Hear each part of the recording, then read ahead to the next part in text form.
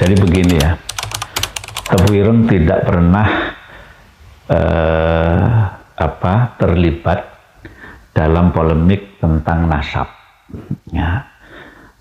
Kenapa? Pertama, karena membahas nasab ini tidak ada manfaatnya sama sekali, khususnya bagi pesantren Tebu Ireng. Ya. Yang kedua, tidak penting.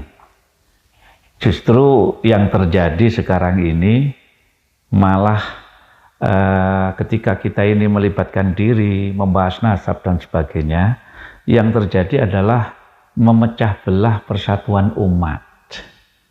Nah, jadi sebaiknya memang kita tidak melibatkan diri. Jadi begini, ada dua lembaga di Indonesia ini yang mengkhususkan diri menangani bab nasab yang bersambung kepada Rasulullah. Yang pertama adalah RA atau Rabithah Alawiyah. Nah, ini biasanya anggotanya itu yang bergelar Habib itu ya. Kemudian yang kedua itu ada Naat. Naat ini singkatan dari Naqabah Ansab Aulia Tis'ah. Ya. Jadi ini yang menangani dzurriyyah Kanjeng Nabi dari jalur Wali Songo. Nah, jadi awalnya polemik ini kan diawali saling tidak mengakui. Jadi dari Rabithah Alawiyah mengatakan bahwa dzurriyyah Wali Songo itu terputus. Kemudian akhirnya dari Wali Songo mengatakan bahwa Ubaidillah itu tokoh fiktif dan sebagainya. Sehingga akhirnya sampai menyebar dan sampai sekarang ini melebar kemana-mana. Nah, karena itu kami dari pesantren Tebu Ireng tidak melibatkan diri untuk terlibat dalam masalah polemik bab nasab ini, karena memang yang saya katakan tadi itu tidak ada manfaatnya sama sekali dan tidak penting bagi kami. Itu saja. Nah, ini yang perlu diluruskan. Jadi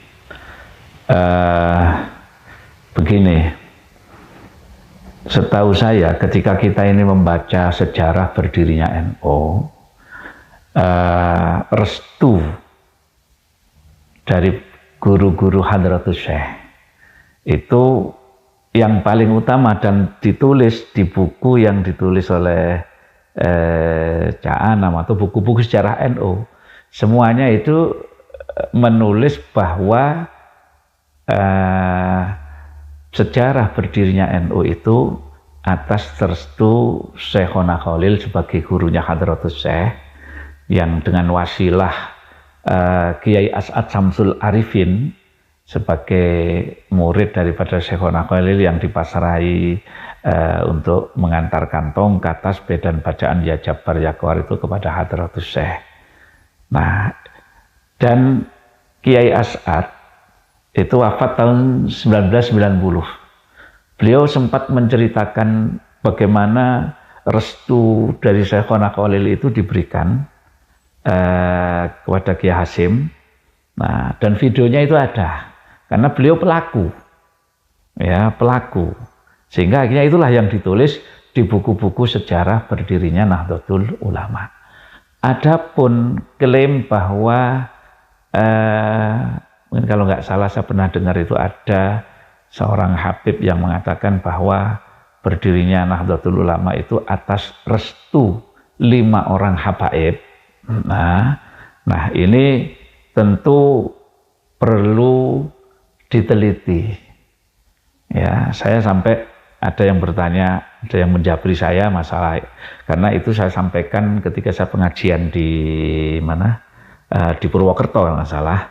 Itu saya sampaikan dan dipotong memang oleh yang ngedit itu, hanya itu saja yang disampaikan. Kalau kita lengkap sebenarnya itu tidak ada bab nasab, tapi murni sejarah. Jadi ada yang menjabri saya, bukankah satu yang wajar apabila Hadratus Syekh itu kalau mau melakukan sesuatu selalu minta restu gurunya?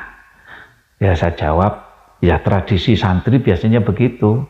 Saya yakin, cuma masalahnya ini sejarah. Sejarah itu tidak bisa berdasarkan keyakinan dan perasaan. Sejarah itu ada bukti, ada hitam di atas putih, ada dokumen, ada manuskrip, kalau perlu ada prasasti, syukur-syukur ada saksi pelaku. Ya, itu pun tidak cukup. Jadi ini bukti-bukti ini semua nanti itu harus diverifikasi, divalidasi, diteliti. Nanti kalau memang itu benar, nah barulah kemudian ini dianggap sahih. Makanya saya sampaikan ke orang yang japri saya itu, kalau memang panjenengan ada bukti, ada manuskrip, ada dokumen, ada prasasti yang menunjukkan bahwa berdirinya NU itu atas restu 5 orang habaib, itu tolong sampaikan ke saya. Nanti biar saya yang mengumumkan kepada publik dari Tebuireng, yang mengumumkan bahwa berdirinya NU itu juga atas restu 5 orang habaib. Tapi kalau itu belum ada, ya wallahu a'lam. Kalau ada kita terima, ya, karena itu sejarah. Ya, tetapi selama itu belum ada bukti, belum ada fakta, dokumen yang mendukung, maka keyakinan kami bahwa pendirian NU yang paling utama itu adalah atas restu Syekhona Khalil. Jadi itu.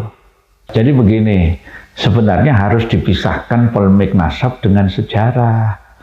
Apa yang saya sampaikan, disampaikan oleh Kiai Musta'in juga, itu sebenarnya murni masalah sejarah. Tidak ada hubungannya dengan nasab. Kebetulan yang dibahas itu adalah tentang misalnya Hadratus Syekh dengan Habib Utsman bin Yahya.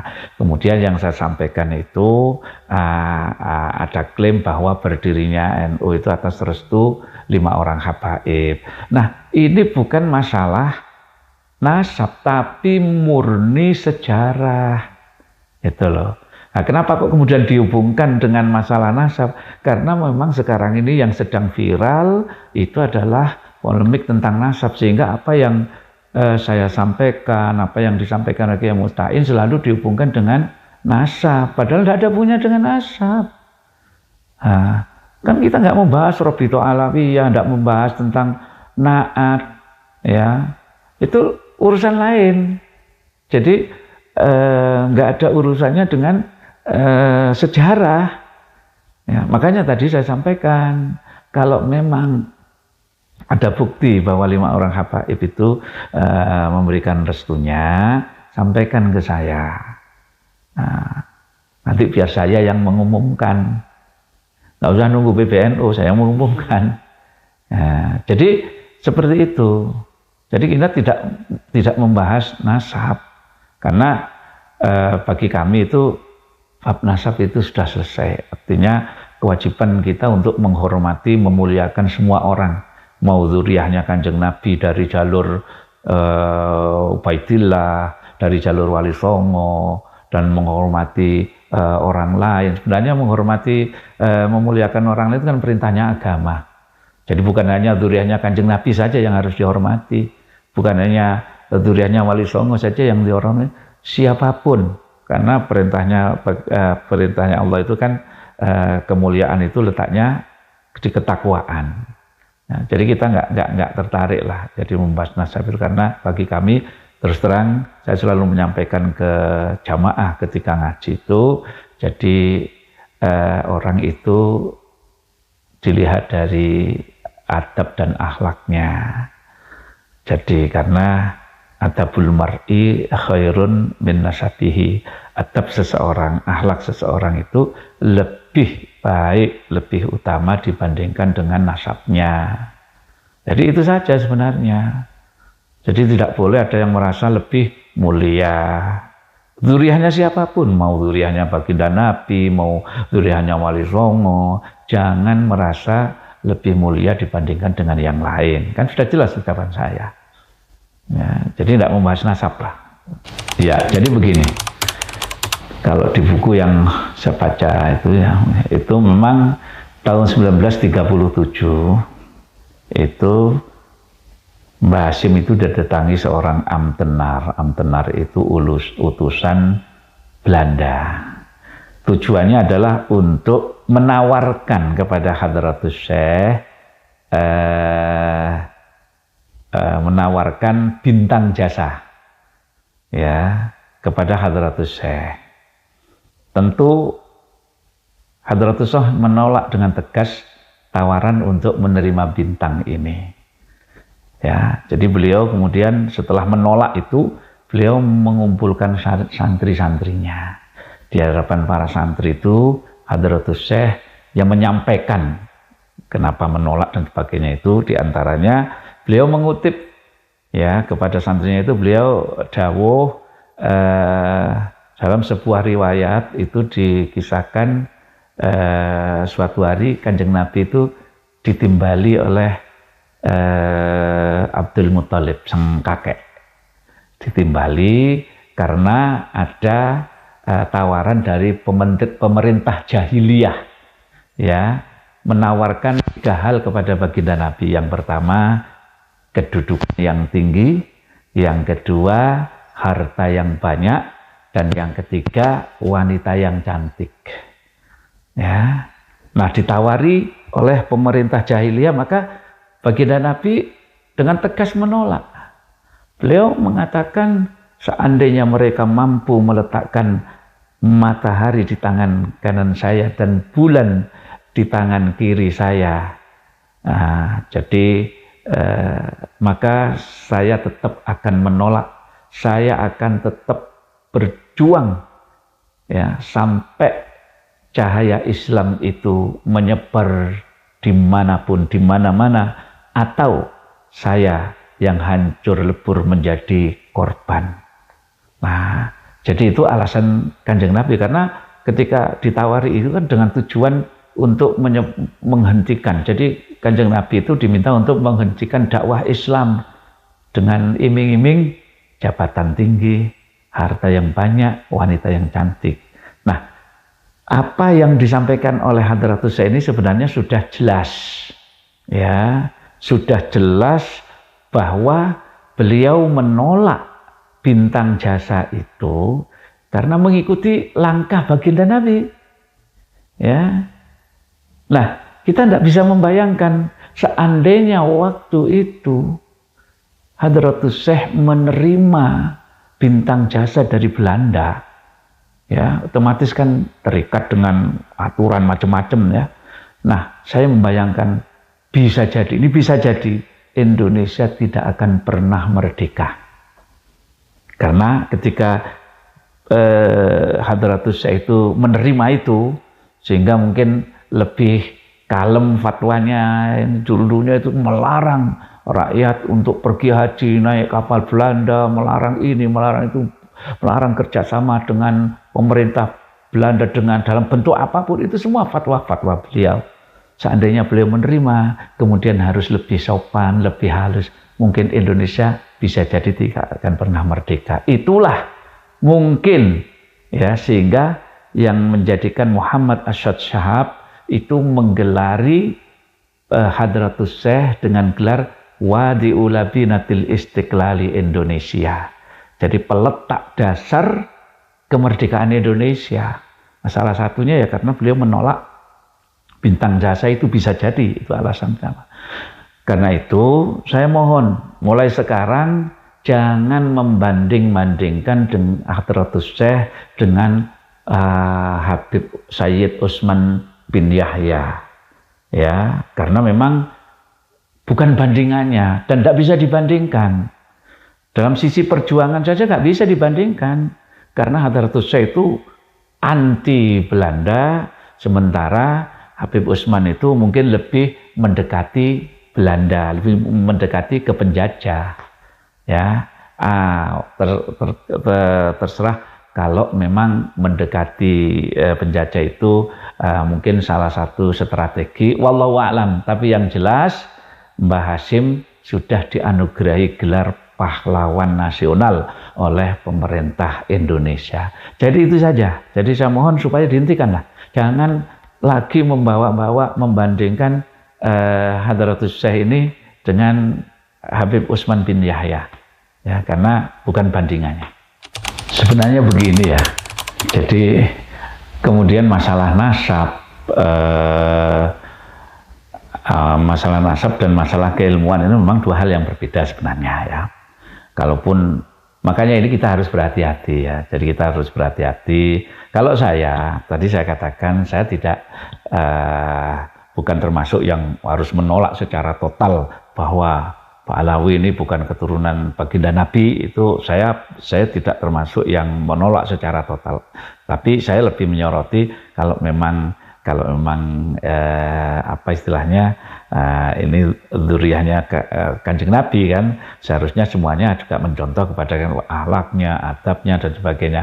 Kan ada habaib atau sayyid, karena mohon maaf saya ini lebih senang menggunakan istilah sayyid ya. Jadi kalau habaib itu Rabithah Alawiyah, kalau naat tadi itu gelarnya itu Sayyid Syarif. Dan Mbah Hasyim di dalam kitab At-Tibyan itu di Qanun Asasi terakhir itu menyebut Sayyid, bukan menggunakan Habib, marganya Asgaf ya. Nah, jadi ketika kita tidak paham dan tidak, misalnya ini kan meyakini jangan-jangan kalau ini bukan anaknya, nggak mengakui itu berarti anak zina, kan belum tentu ya. Maka lebih baik kita berhati-hati ya. Berhati-hati itu artinya kalau memang kita itu tidak paham ya, sesuai kita husnudzon saja ya. Jadi lebih baik apa istilahnya husnudzon terhadap sesuatu yang mungkin salah ya, daripada kita suudzon kepada sesuatu yang benar, kan begitu ya. Jadi lebih baik kita husnudzon kepada sesuatu yang walaupun itu salah, daripada kita ini suudzon kepada sesuatu yang benar ya. Tentu lebih baik lagi kalau husnudzon kepada sesuatu yang benar, kan begitu. Maka kita kembalikan semua urusan itu kepada Allah Subhanahu wa taala, karena saya pikir ini nggak ada yang benar, nggak ada yang salah polemik tentang nasab ini. Yang kalau menurut saya yang salah yang mempermasalahkan sebenarnya ya, nggak ada kerjaan aja sepertinya ya. Jadi saya pikir semoga polemik ini segera berakhir. Saya lebih senang kalau misalnya Tebu Ireng ini justru berperan mendamaikan mereka. Kita undang dari Naat, dari Rabithah Alawiyah datang ke Tebu Ireng, kita berdiskusi baik-baik, kemudian damai, rangkulan, tidak ada masalah, tidak ada ini, itu akan bagi saya tentu lebih menarik dibandingkan dengan yang lain. Nah, semoga ada inisiatif seperti itu. Karena sepertinya PBNU juga masih ya, kalau Tebu Ireng ini mungkin lebih netral, lebih kalau menurut saya. Kita tanpa Imam Ubaidillah, tanpa Alawiyah, Bani Alawi, mungkin kita tidak tahu apa. Sumber-sumber keilmuan kita banyak karena jasa-jasa para ulama Alawi membukukan, mensyarah, termasuk Syekh Murtadha Az-Zabidi ya, yang mensyarah kitab Ihya Ulumuddin itu. Beliau bukan sekadar ahli fikih, ahli tarikh, tapi juga muhaddis. Tentu tahu sanad yang munqati', sanad yang muttasil. Bahkan kalau kita buka kitab-kitab tarikh, apakah itu Al-Ghuror ya, atau Aslul Bahr, kita temukan nama-nama itu. Nah, kalau ada yang ngotot, kira-kira ada apa di belakang ini? Yang berjasa besar mengisi ilmu pengetahuan itu, nih jangan kaget. Yang pertama kali bikin ilmu nahu grammar bukan orang Yaman. Tenang. Namanya Imam Amr bin Kumbul atau Imam Sibaweh, orang Persia, orang Ajam yang pertama kali gawe ilmu balaghah, kesusastraan bahasa Arab, ma'ani, bayan, badi, itu supaya bahasa Arabnya bagus seperti Quran. Imam Amr bin Ubaid, bukan orang Yaman. Yang pertama kali gawe ilmu tajwid, idhar, idgham, ikhfa, iqlab, qalqalah, madlazim, majaiz, matobi'i, namanya Imam Abu Ubaid Qasim bin Salam, wafat tahun 224, bukan orang Arab. Yang sing gawe titik, titik siji ngisor, titik dua dhuwur, titik tiga dhuwur, titik tengah siji, hak non titik, namanya Abul Aswad Ad-Du'ali, bukan orang Arab. Sehingga harokat fathah, domah, kasroh, fathaten, domaten, kasroten, tasdid, sukun, bukan orang Yaman. Namanya Imam Khalil bin Ahmad Al-Farahidi, orang Farhad. Kalau di mana? Afghanistan, bukan Yaman. Sehingga ilmu usulul fiqh, dia caranya memahami Quran hadis, Imam Syafi'i, Abu Abdullah Muhammad bin Idris bin Uthman bin Abbas bin Syafi' bin Ubaid bin Abdul Aziz bin Abdul Muttalib, bukan orang Yaman, orang Gaza Palestina. Saya kira di gempur nang Israel, Imam Syafi'i. Abu Hanifah mazhab Hanafi, bukan orang Yaman. Ahmad bin Hambal, bukan orang Yaman. Imam Malik, dan seterusnya. Orang Yaman ada, orang Yaman sing mensyarahi Ihya Ulumuddin, Ittihad Sadah, itu orang Yaman tuh, orang Yaman. Tapi kebanyakan ulama bukan orang Yaman. Imam Ghazali, ahli fiqh, ahli ilmu kalam, teologi, ahli filsafat, tasawuf, sufi besar, tokoh sufi besar. Al-Ghazali, karangannya Al-Wajiz, Al-Wasit, Al-Basit, Al-Iqtisad, Al-Jami' Awam, Al-Arba'in, Al-Mankhul, Al-Qiyas, Al-Mustasfa, Maqasid al-Falasifah, Tahafutul Falasifah, Minhajul Abidin, Adabud Dunya Waddin, puncaknya Ihya Ulumuddin, bukan orang Yaman, orang kota Kus, provinsi Khurasan. Orang berziarah tinggalin untuk kuburannya ke Khurasan, Iran. Masya Allah. Ya, siapa lagi? Imam Subuh saya takon. Jadi rata-rata ulama itu orang ajam. Ya ada yang bukan ajam sedikit, ada. Rata-rata orang ajam. Yang pertama kali gawe ilmu kalam, sifatnya Allah, orang puluh, wajib, semua saling puluh, ilmu kalam namanya Wasil bin Atha, bukan orang Yaman. Paham? Ya, oleh karena itu, sekarang tinggal ulama Jawa. Ulama Jawa, orang yang menyatukan dua tarekat, tarekat Abdul Qadir Al-Jailani Qadiriyah disatukan dengan tarekat Ahmad Bahar Naqsyabandiyah, dijadikan satu. Dua tarekat jadi namanya siapa? Syekh Ahmad Khotib Sambas, Kalimantan Barat. Kalimantan Barat orang Sambas, tapi di Mekah, wafat di Mekah. Kitabnya namanya Fathul Arifin. Orang mana itu? Sambas. Orang yang telaten ngajari fikih, Safinah, Syarah Safinah, Syarah Sulam, Izan Daroli, Nihayatul Zain, Tafsir Munir, Syekh atau Kiai Muhammad Nawawi bin Umar Al-Bantani, kakeknya Ki Ma'ruf Amin, kakeknya Wapres. Orang mana itu? Nah, ada Syekh Mahfud Termas. Syekh Mahfud Termas sekitar ke Mekah, pulang ngarang kitab namanya Manhaj Dawin Nazar, ilmu mustalah hadis. Sampai sekarang kitabnya dipakai di Al-Azhar Mesir, menjadi kitab pokok di Al-Azhar Mesir. Bukan orang Yaman. Orang mana?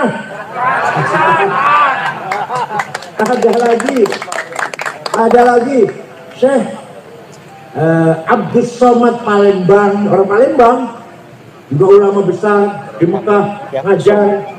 Syekh Yasin Padang, baru wafat tahun 90, karangannya Syarah Abi Dawud 20 jilid, Tahsilul Usul, Hoyatul Usul, Ahkamul Quran 2 jilid, dan banyak sekali karangan suri-suri juga banyak, yang besar Syarah Abu Daud yang paling besar.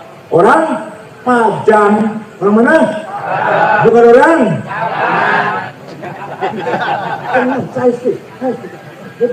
Saya mau memilih tanggung jawab. Tenang. Singarang ilmu mustalah hadis, metode menseleksi hadis, ini sahih, ini hasan, ini dhaif. Sahih syaratnya papat, antara guru dan murid ketemu, gurunya apalan, orang tahu lali. Nomor telu, gurunya kelakuannya lempeng, orang tahu nyolong sendal di masjid. Nomor kawan adil, harus sahih. Kurang satu hasan, kurang dua dhaif, dhaifnya maktu, mungkote, mursal, mu'allal. Yang pertama kali ngarang metode metode namanya Syihabuddin Romahurmuzi, bukan orang Romahurmuz, yang punya tafsir 32 jilid, namanya tafsir Al-Mafatihul Ghaib. Saya baca setiap malam Jumat dan malam Senin di YouTube, ada di YouTube tuh, saya baca itu tafsir paling angel. Namanya Muhammad bin Umar Fakhrul Razi dari kota Roy. Razi itu Roy, kota Roy di Tahran, kan, di Tahran di Iran, bukan orang. Sing pertama kali nggak ada tafsir sempurna. Sahabat Ibnu Abbas ndamel tafsir tapi bukan sempurna, hanya 2 jilid. Sing pertama kali ulama ndamel tafsir sempurna 10 jilid.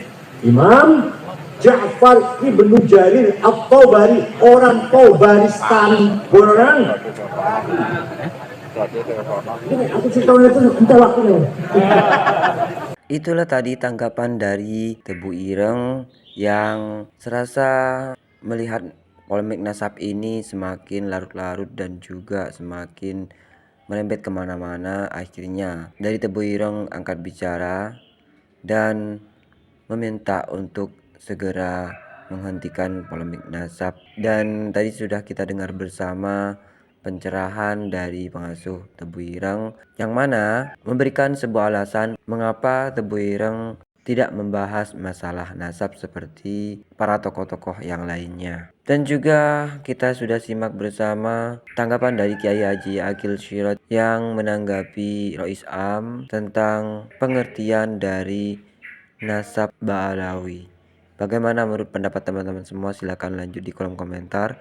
Terima kasih sudah mengikuti channel ini. Kita jumpa lagi di video selanjutnya. Tetap di Arman Al-Fatih. Sampai jumpa. Assalamualaikum warahmatullahi wabarakatuh.